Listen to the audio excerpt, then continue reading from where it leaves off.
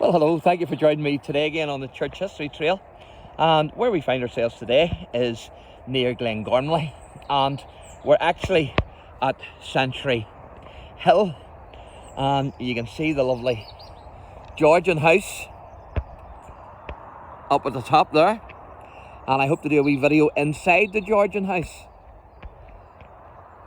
But before I give you a wee bit of dialogue on the history here, I want to show you a tree that was planted in memory of one of the family who fell at the Somme. And it's this tree here. So I'm going to read this out to you. It says, "This oak tree was planted by the worshipful, the Mayor of Newton Abbey, Alderman W.A. Fraser Agnew, on the 8th of May 2014, in memory of Tom, grandson of William F. McKinney, who died as a result of wounds suffered at the Battle of the Somme in 1916. And as we go along, I will be mentioning these gentlemen and their families. So, it seems that the hill itself got its name, Sentry Hill, from a sentry being posted on the hill by an officer of King William III to monitor the movements of the Jacobites in the area in 1689.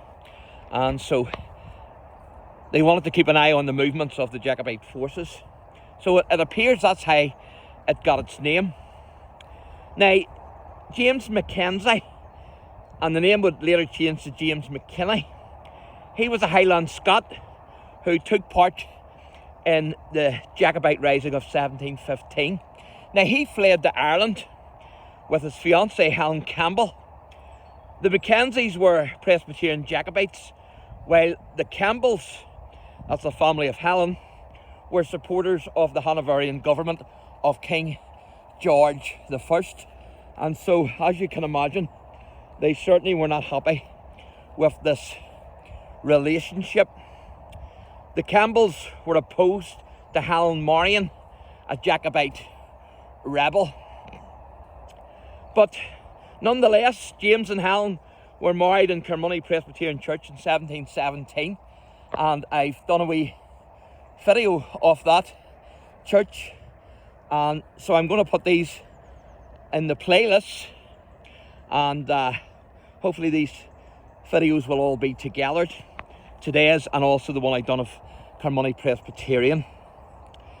Now, by the late 18th century, their grandson Andrew occupied a small farm at Sentry Hill in the 1780s. Previously, the family had been living at Burnt Hill, which is another nearby farm that was later sold. Several family members, including John McKinney, had taken part in the 1798 rebellion with the United Irishmen.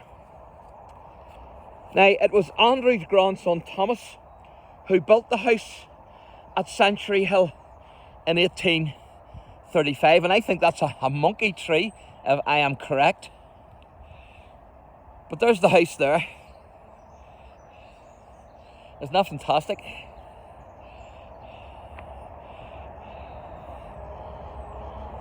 So it was Thomas who built this house in 1835, and it replaced the existing thatched cottage farmhouse which was occupied by the family in the 18th century.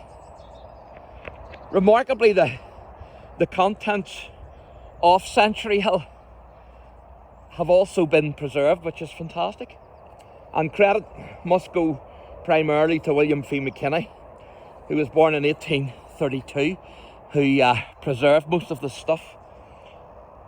And William took up photography in the 1880s, and hopefully when we're inside we'll be able to see some of his photos. So William died in 1917. During the 20th century, the McKinney family had a prosperous farm of 76 acres. And they had also become liberal unionists. So from being Jacobites, the family had become unionists, liberal unionists. And then during World War I, William's grandson, Tom McKinney, died through a wound that he had sustained during the Battle of the Somme in 1916. And of course that was the board that I read out for Tom. It said that he died from shrapnel that was lodged in his thigh. Now I'm going to knock the door. Nobody will answer it, of course, but I like to knock anyway. If somebody comes, run. But we will be getting in there. Now, in 1976, Joe Dundee, who was the son of one of William McKinney's daughters, he moved into Century Hill.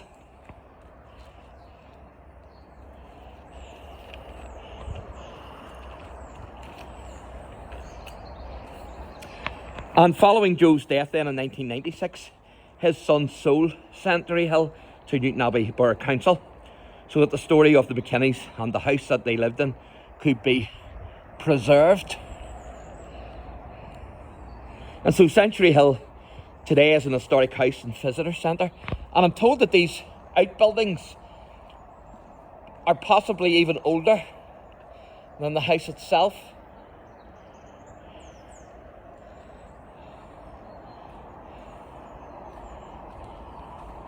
So I'll give you a wee look through the window here, and then we'll wrap this wee video up.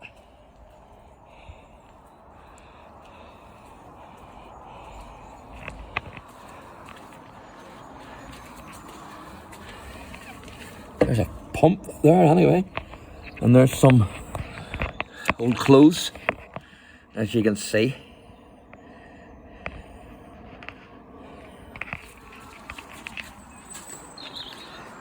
So there you go, folks.